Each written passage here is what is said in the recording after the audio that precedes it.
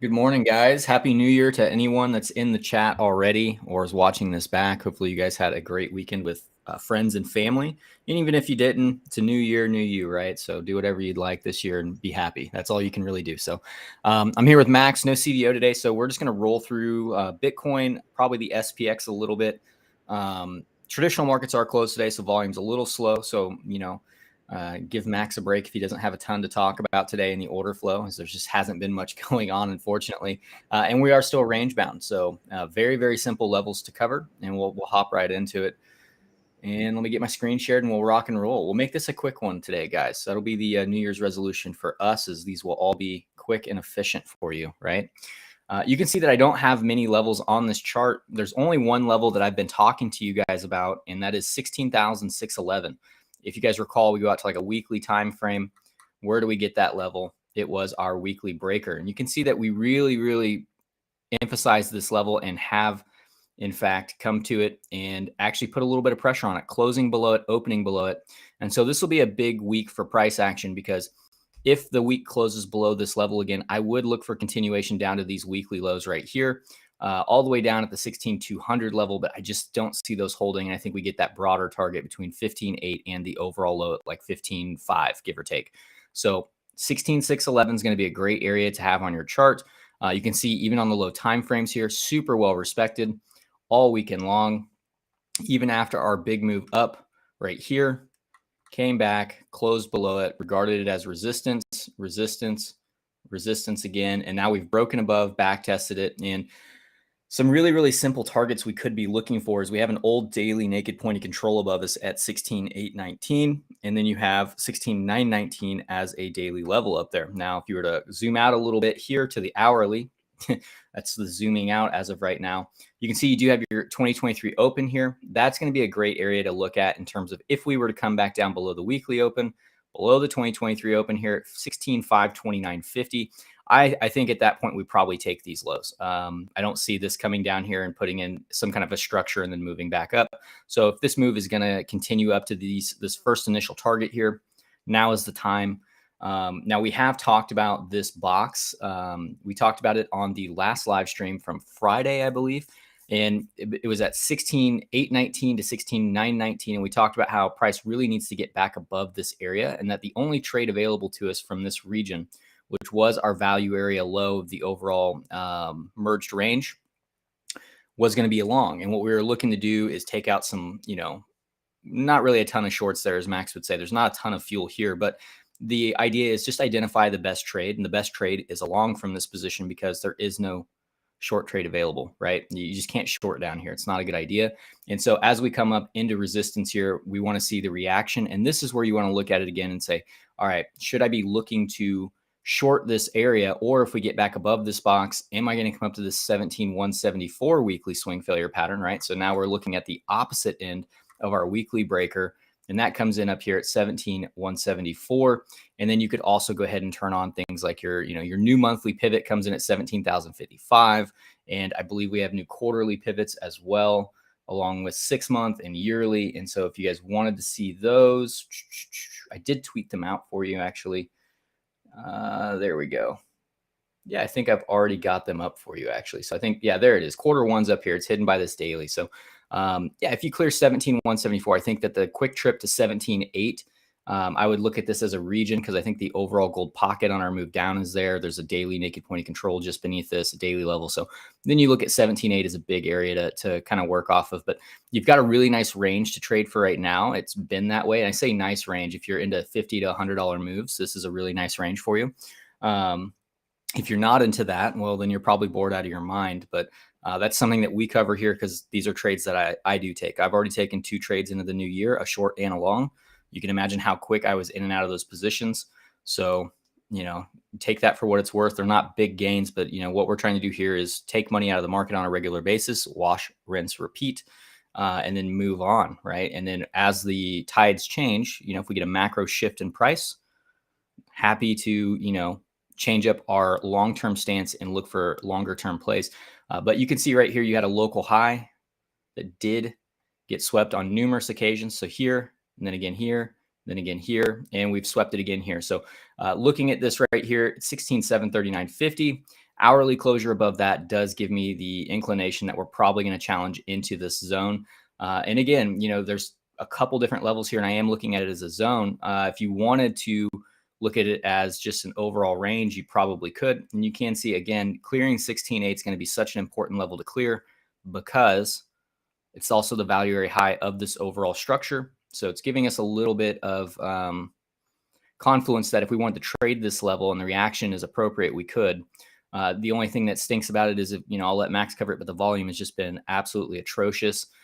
You did have a nice entry for the swing fail up here on the 5 mil volume. You would have gotten an entry on it, but again, that move, it doesn't really get you too much. Even if you were shorting 16,739, you're like, I'm just going to short this blindly. The move only came down to 16,656. It's not even $100 move. Now, can you trade that? Absolutely. But it's one of those things where you have to ask yourself, is it worth your time and effort? It just depends on the type of trader you are. So still looking for upside until I would say the weekly pivots. I think they come in at the caveman level as well. So locally, this like 16,639, 16,619, or if you wanted to chum it up to one level, 16,611. As long as you're above this, we can challenge into this box. If you're below 16,611, well, I think at that point, your overall range POC comes in here at the lows. And again, we were talking about that if you lose this like 2023 low specifically, look where it lines up. It's perfectly on the value area low. You're probably going to come down here to this 16.2, and then you get to play the game of swing fail or not. If it doesn't swing fail these levels, I would not personally touch it because I think you would be targeting this low down at 15,989, but realistically, maybe even as low as like 15.7. So that's how I would view that price action. But not really looking for that right now just because, price action's doing this. So it's been pretty clean, pretty easy to trade. It's just been boring, for lack of a better term. But the levels are there. They're very clear. So if you're a range trader, this is, business as usual. Max, do you want to cover order flow? And then I'll do the SPX afterwards since they're closed today. Sure, let's do it. Okay, so let me move you on the way. There he goes. So yeah, it's been pretty dead from an order flow standpoint. There's not really been too much going on. The move up was, all the large increases that we've had in price here have been on decreasing open interest. So it is just wiping out the very little amount of shorts that we've had in this little lower range, because, you're effectively in between two ranges right now. You had this upper range here, which was from last week around Christmas time. And then we came down and we've got this lower range. You did have some tomfoolery around Friday. I believe that was Friday. Where we came out, took out any longs that built up, and then took out any of the shorts that built up. And you had, during this range, you had very large increases in open interest, which was then punished and taken out in this little bit of price action that we had here. Since then, similar case to what we were saying last week on the Friday, Friday's update, there isn't that amount of, there's not been many easy to identify trapped shorts that one can pick apart and expect them to be taken out. Now, obviously, we've had an increase in open interest. So it means, it's a contract between a long and a short. So if we are getting an increase in open interest, there is some longs and shorts. So you have that fuel, but you're not getting the aggressive market shorts that you'd expect to see. The move up today, we started with a Dalton possibility. He came down and tapped the previous point of control, which is where Magic then took his long from. I would also mention one thing. The VWAP closes as of late have been really good. So you can spot the one here. And you can also spot this one here. And then there was another one back here, which didn't pay off for a little bit. But had you taken that and used correct risk management, you could have even used this one here, or the better high would have been this one to put your stop loss at. They've been very good. So keep an eye on them going forward, because as of late, they've been playing very well. So certainly be aware of them in your trading. The previous day view up close, just mark where it ends and then see where it ends and if it offers you a trade. Just something to note. XO Desktop does a really nice version of putting a line there every day. So they're really good to identify, and they have offered some quite nice trades in a market which right now isn't offering that good of trades. Like mentioned, $50 ones kills me because I love to market in, and then there's $15 already gone minimum, and if you're it's 20 really with your limit. But yeah, the move up hasn't really given you anything to really pick apart. It's not been increasing open interest, which shows that it's not the strongest of moves. But the fact you did get some buying up here, you got bearish divergence. But right now it's in an area where we marked out on the in the members group member stream earlier today or last night for the members that are in America. This is the bottom end of the previous range they were in, and we've already tapped it a couple times. Obviously, Magic has that SFP level here, but it's the lower end of this range where we identified back when we were in this area. There's a ton of longs entered up there, so it's a big area of resistance. Now, what Magic didn't mention was on EXO charts, you actually have also in this area, which we've got between the weekly untapped and that daily, you've also got the previous month point of control on EXO charts. So it's the exact previous month point of control is at 16,800. So it's broadens it a little bit, but it just shows you how much resistance is there. And right now, other than the bearish divergence that you've possibly had, or if you wanted to jump in the SFP, there's not really been a trade. And the bearish divergence was very small. It wasn't really easy to identify which type of divergence was creating it. But as you can see, it only came down like $60. So it wasn't really anything too obvious. And from an order flow standpoint, the SFP that occurred, again, wasn't very clear. If we look at it, when you came up and went above the level, let's mark it out. Let's mark out this high back here. Hang on. There we are. Get rid of that one. You can see it wasn't very clear from an order flow standpoint. The move up was relatively high volume considering what we've had, decreasing open interest and positive delta. But because of that open interest, you can't identify there that there's either trap traders or positions changing hands. The open interest decrease was actually more than the delta.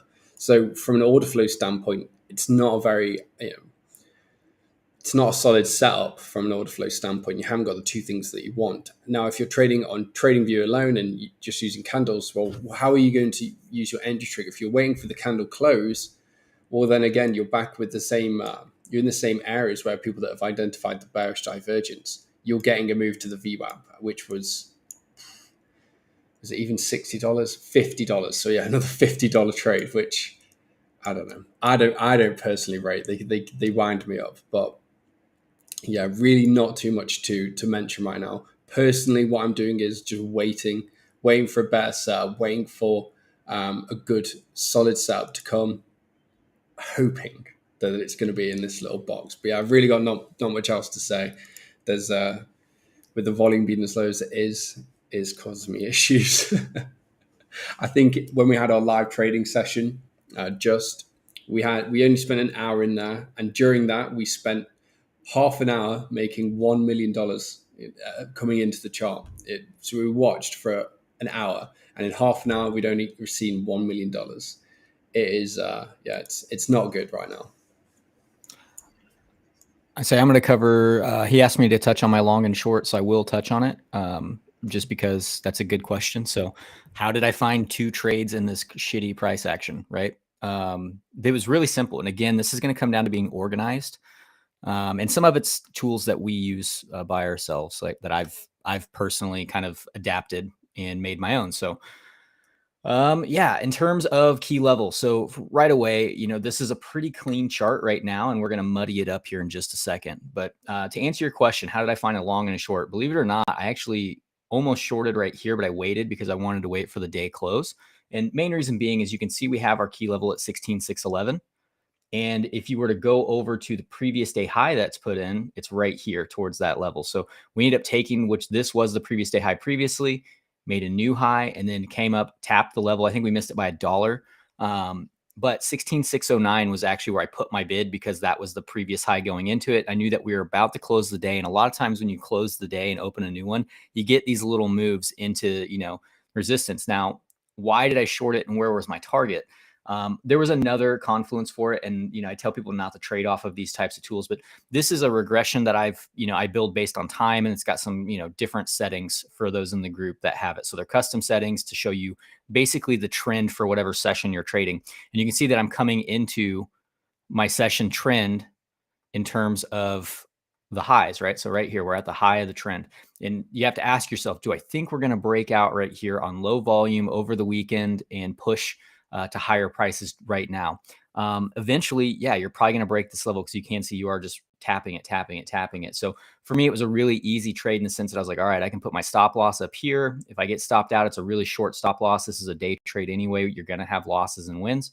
And what I'm looking to do is take it back to the previous day point of control and the previous week point of control, because they were both left untapped for the session. So I think, yeah, there we go. So there's your previous day. You can see right here, which was where I found my long. And then you can see right here on the previous week, you also had one right here. And I think I still have the lineup for it, which was 16,555. So this was the zone I was targeting because I was like, okay, these are just inefficiencies that were likely to fill. And I found my resistance at 16,611 already key. We've already swept the previous day high. So for me, a quick $50 trade is in the books. And then I flipped along right here on the market structure change.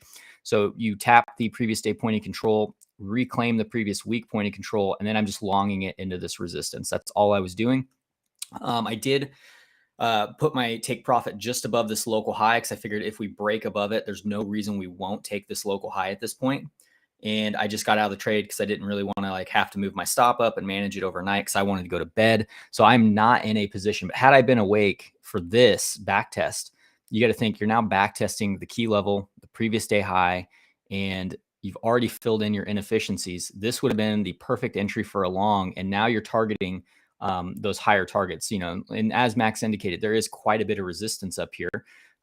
If I was trading this morning, 115 for this SFP right here, right? So again, you could look at your most local high to the left, or you could even just look at this high right here where you have these swing fails on like an hourly time frame, right? How could you have traded this one? For me, there is no details to explain in the market structure, man. Literally high or low. You see this here? Off it goes. It's that simple. This is don't overcomplicate this trade. I used zero order flow for this. I literally just kept my chart organized, and I knew that if we were going to get this push, because you can see that you have higher lows the whole way through. Where do we become wrong on the idea that this is going to be a bounce territory? If you want the market structure breakdown, it's right here. See this? So you're holding, we'll use a heart today. No, we'll use an X and we'll lock it. So low, higher low, higher low, higher low, higher low, right? So you see how that's trending? You have a trending higher low right there on just like the 5 and 1 minute. So you don't have to do a whole lot here. This isn't like an overly complicated trade, in my opinion. This is one where it's like, all right, if the trend is to continue and we are going to get through this because we are putting a lot of pressure on it and we're putting in that higher low right here, like a inverse head and shoulders-esque pattern, I guess. This is the place I'm looking to get long because it just makes the most sense. Even if you long to the previous day value area high, which you could justify probably, I wouldn't do it personally in this instance. But even if that were to happen, your invalidation for this still comes all the way down here at this low, because once this low is lost, you're targeting the next low here and probably the overall low right there. So that's the market structure breakdown on it. So hopefully that makes sense. Those are things that, in real time, you're going to have to make that decision. And that's why we encourage you guys to write things down. So that way, even if let's say you took this trade and it did go through this and you lost and you're like, damn it, or maybe you held it all the way down here, realistically, you can go back then in your notes and you can say, all right, where was I wrong on this trade? And you go, I know it's hindsight, but this was the low that I should have been working off of, that it's going to be, because this is your higher low up until that point, like right here. So you see how this low is being made. This price action is not here, but this is your last local low that makes the most sense to work off of. You've got a new high. We now need to see a higher low. So once we got back above the weekly point of control on that bounce, I knew that I was like, okay, this is a good trade. I now can put my stop loss here if I want to, because if we lose this low, we're probably going to take this low, right? And this is the one that we really have to hold. So for me, it was just kind of waiting a little bit. I wasn't trying to, get in right there. So just flipped long and really small position size, already out of the trade. So I'm not going to be able to ride it up to these levels. And I wouldn't just take a trade here by any means. This isn't a good place to just be taking trades, obviously. I don't know where it bounced from because I wasn't trading this. It's been kind of slow this morning. So let's see. Did we go to the gold pocket? We did. So very simply put, you've come down into resistance after the swing fail, into your local gold pocket.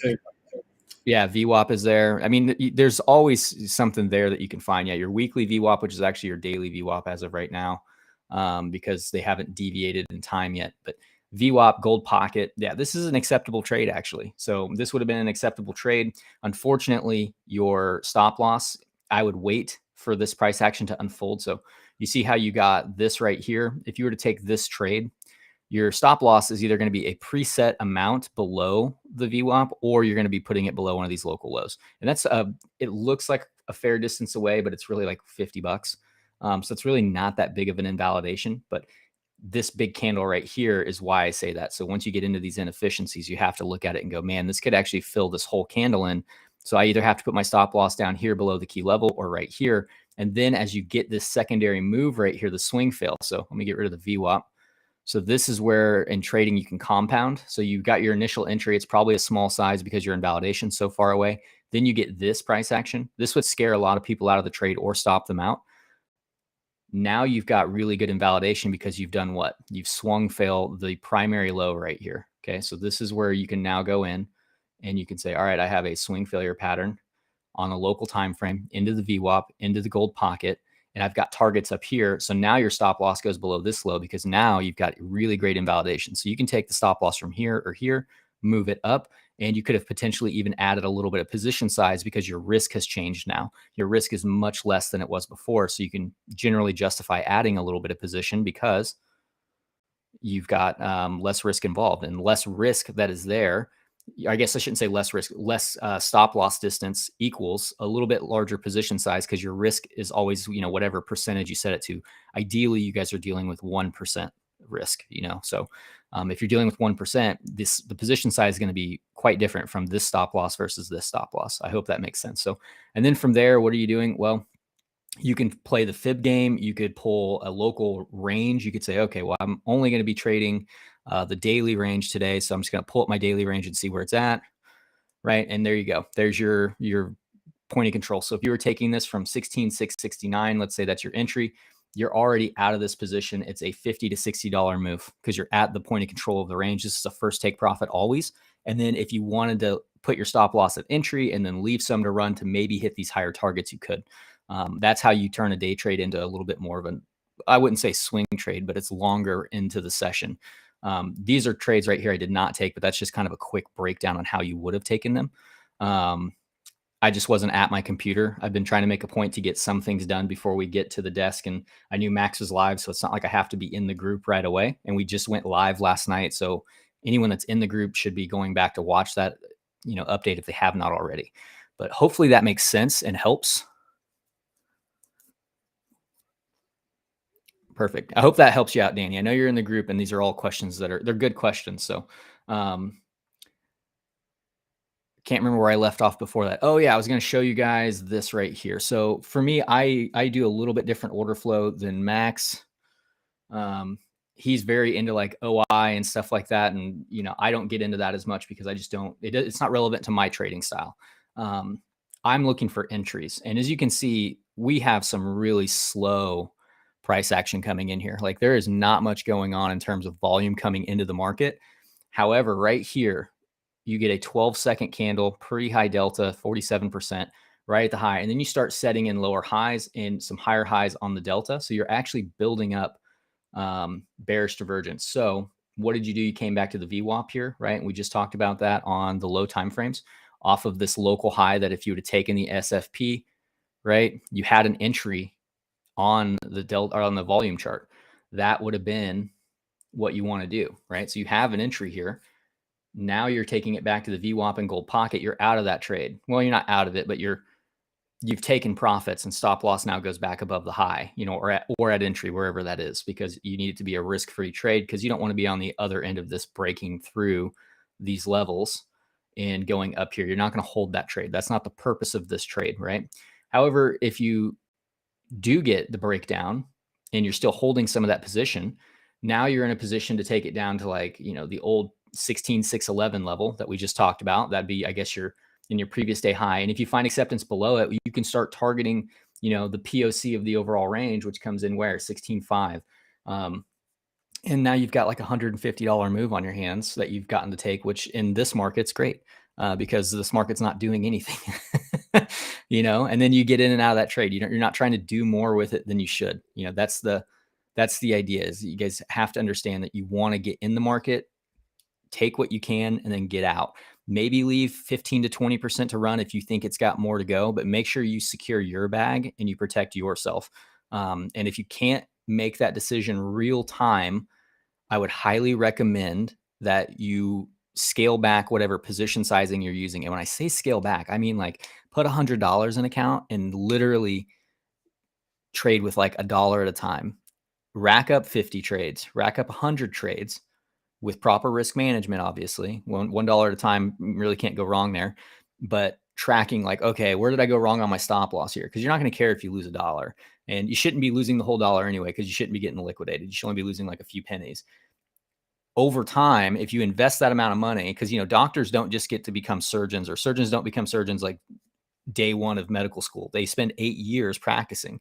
So you guys should be practicing as well. And when they let surgeons practice, in the beginning, they practice on dead bodies. And that's kind of what you're doing, whether it's a live account with $1 or if it's a non-funded account, I guess, on like Bybit or TradingView, right?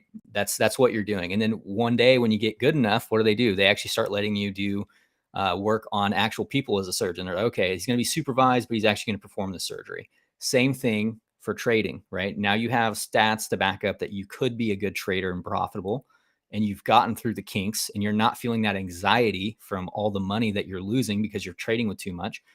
Scale it back, get the edge in the market that suits your trading style. It doesn't have to be like mine. It can be, it can be similar to mine. It can be some variation of mine. It could be exactly like mine. It could be like Max's, could be, anybody's. But once you have that, then you can, trading becomes a lot less stressful. Like people say trading is stressful all the time. They're always like, oh, being a day trader, life sounds awful. These guys are like all strung up on, energy drinks, and they're always, high strung. They don't sleep. That's not true at all. Like I exited my position last night and I got a full 6 hours of sleep for once. Like that was really nice. Wake up in the morning. I don't even look at the chart.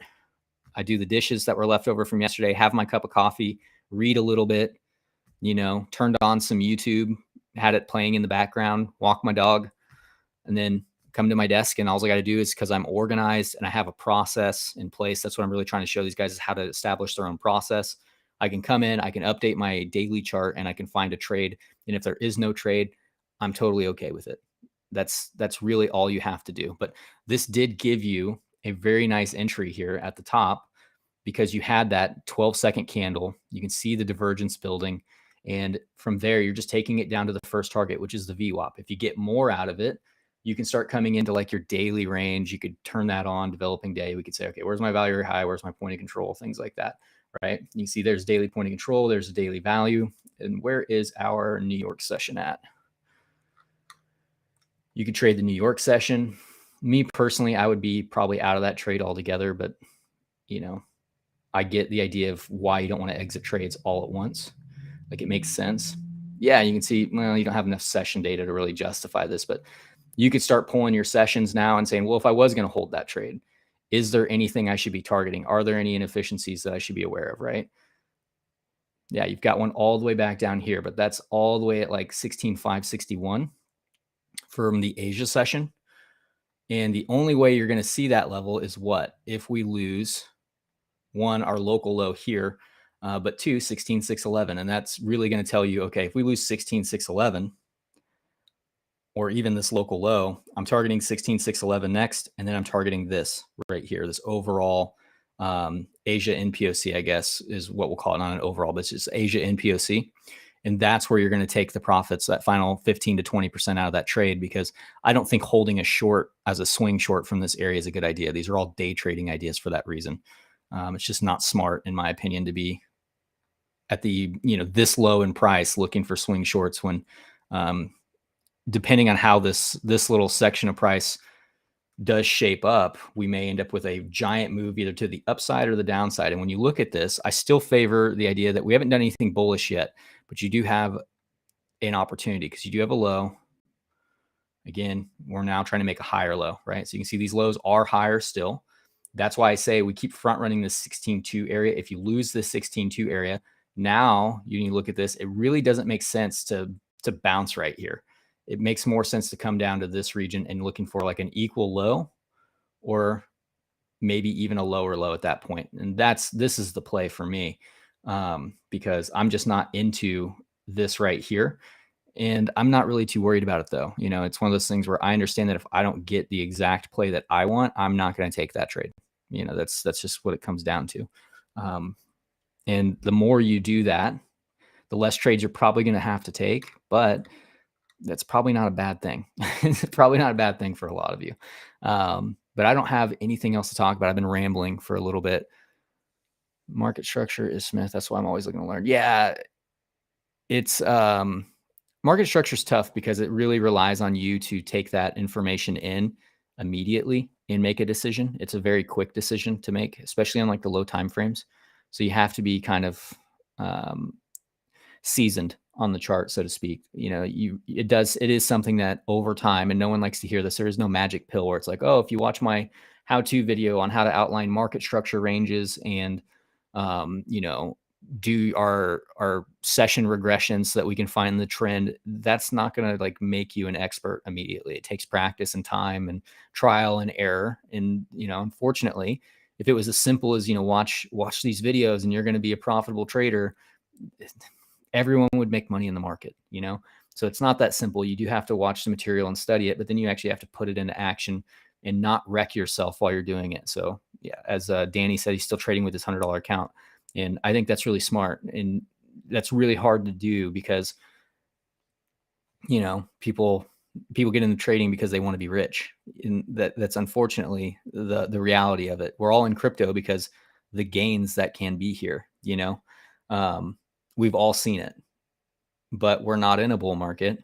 And unless you're, you know, giga short from higher up, you're not seeing those trending gains. So you have to learn, if you're looking to learn to trade, you have to learn to take the small wins. And even in a bull market, I do this. I take small wins, and taking longs, I'm in and out of longs fairly quickly because the trend has been primarily down, you know, so I'm not looking to take too many swing longs really.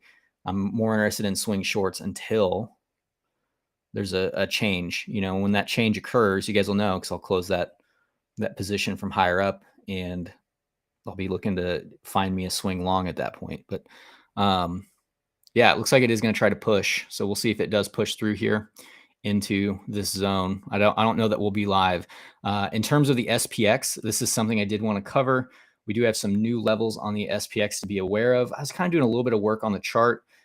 This is really, really speculative, and I don't know that we're going to get it, but I was looking at this as an overall channel right here that's been forming.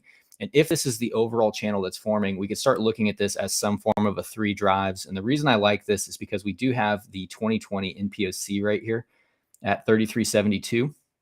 And this would put us back inside that 2020 range as well, which the market's not going to be open today. So you see how if we lose this zone of support here, we're back in there. We've already kind of dipped our toe and front ran the NPOC, but I would love to see price, if it makes and continues this move down. It's in the middle of February. And if you guys recall, I got Corona time is what I call it, the Rona time. And you can see these are our pivots. Pivot 1, pivot 2, pivot 3 was right here. Kind of missed this top, but you still had a nice pivot. Pivot 4, again, you can see it's a little loose, but you have the 618 coming in right here. And this would also be the 1-to-1 in measured move from, you know, this point to this point. So I really like the idea of it. The only thing it makes me not like it is that our macro gold pocket is down here along with an untapped yearly pivot. So for me, when I look at that, I'm like, man, don't know that I like that too much. So that's just an idea for now. And it's something that I'm going to keep kind of very loose and vague, because if we break through this level right here, this box, it's a zone. It really is a zone. We'll go to the key levels here. We have a few to add. You now have a new yearly pivot at 4,049, right? We've got another one just above us, the 6 month at 38.85. Not as important to me right off the rip, but if you clear this, well, we can justify making that jump up, right? That's all we're doing. We're using it as a basing point.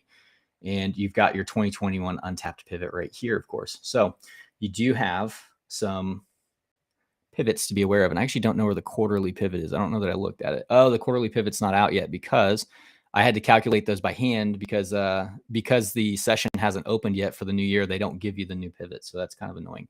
But if we go to future pivot, we should be able to see the quarterly. Or maybe not. Show me the quarterly. Yeah, look at that. There's your quarterly as well. Right here. So you can see that if we're above the quarterly, we get above the 6 month into the yearly. This is the zone that if we can clear it, I do think that we've got a pretty good shot of challenging these highs. And then this whole idea of a 3 drives pattern can just completely get wiped off because it's just not accurate anymore. But you know, that's what I've got for SPX. If you were to zoom out a little bit and take a look at this just on more of a macro scale, you can see why this is such an important area on the chart. Right?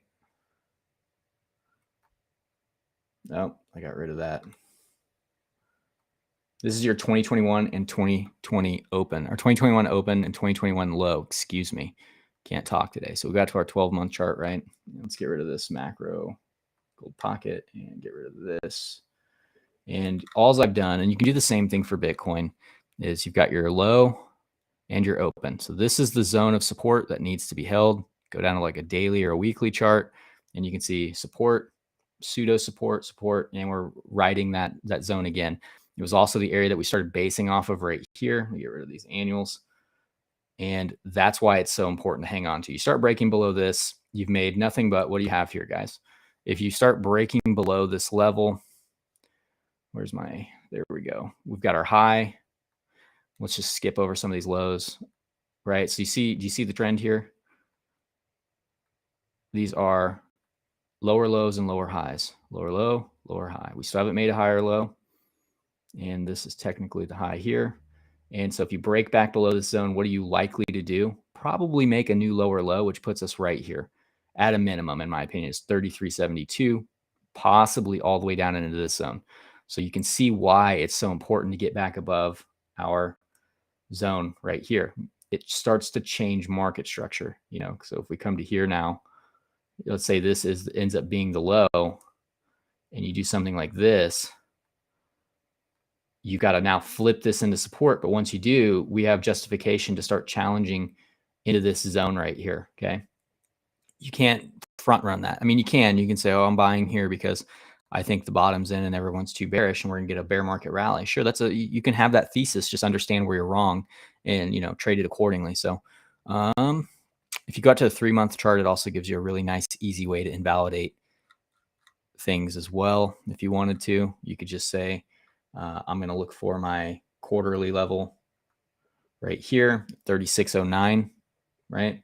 And you could say this is going to be my 2021 low and my quarterly level, right? So you could then say, you know, if you wanted to get rid of this and say, well, I don't do the 2021 low and open, I just don't think there's any relevance, it's fine. You've got a quarterly level.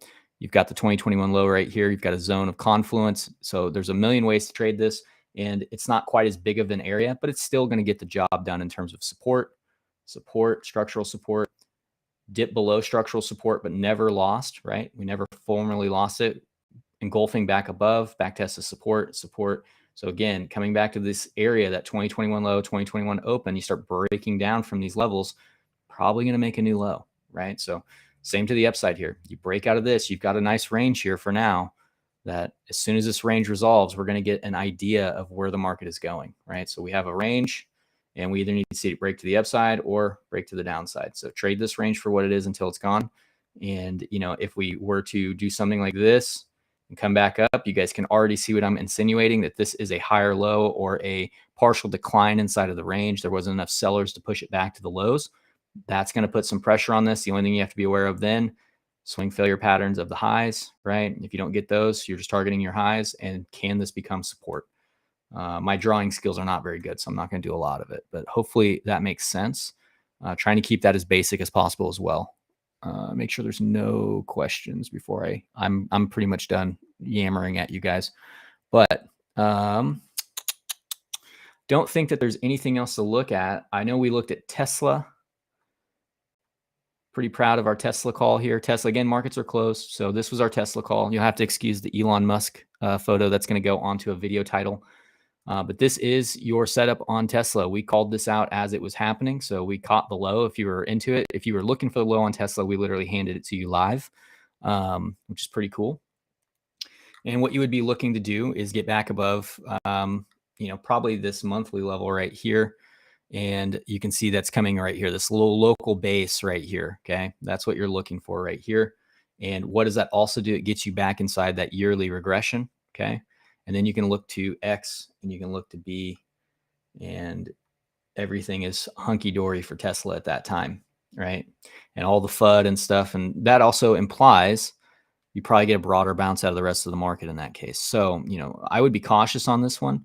If you took the entry, to me, like that's already like a 12 to 15% move up. It's one of those things where I take some profits, because if you get back above this, you can let it ride, but make sure you pay yourself a little bit, because to me, I think that you have the potential for, I forgot what log scale does that. You have the potential for this to be a broader bounce, of course, but just remember, you've got some nice lows here. And I don't like this triangle because there's so much space here, but the idea is still that it comes up, puts in a lower high, dead cat bounce before, a larger distribution phase takes place.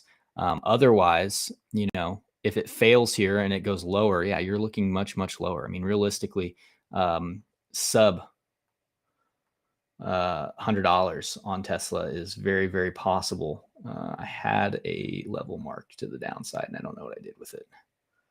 Where are you? Nope.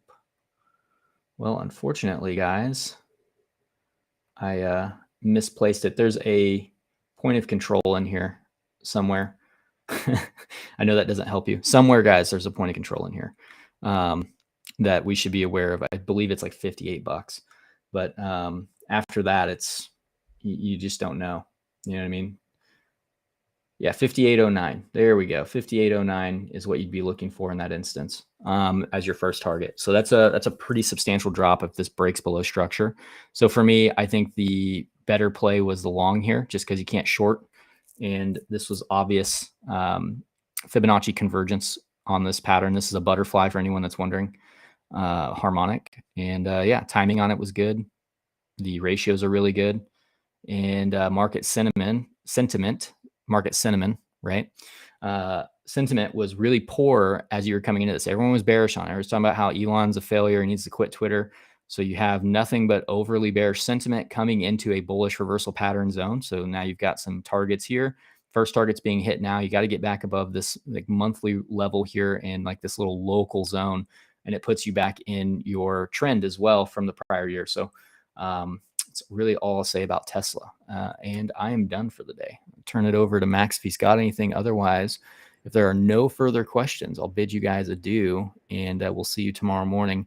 One thing I do want to mention is that I will be on Sin City Crypto at 1 p.m. Central Time, and Paul will be on Paul Barron. So the tale of two Pauls, Paul Barron Network at 1 p.m. Central Time. So 12 Eastern. 1 Eastern for Paul and 2 Eastern for me, for anyone that's not in Central Time for those two shows. So back to back, we'll both be live for an additional hour. And I think, if I recall, Paul is going to be live on Debate Crypto today as well. So covering some altcoins, probably covering Ethereum, things like that. Always good to know what the market cinnamon is. With the market sentiment, the cinnamon goes good on toast and bagels. Yeah. But yeah, all good. All right, guys. Well, if you guys aren't subscribed, please consider doing so. Smash the like. And if you're interested in anything we do, leadingcrypto.io is where you'll find the information on that. I believe we're running a half off special for the first month under BTC 22. And if you guys want to take advantage of that, go for it. Otherwise, we're going to sign off, and everybody have a great day.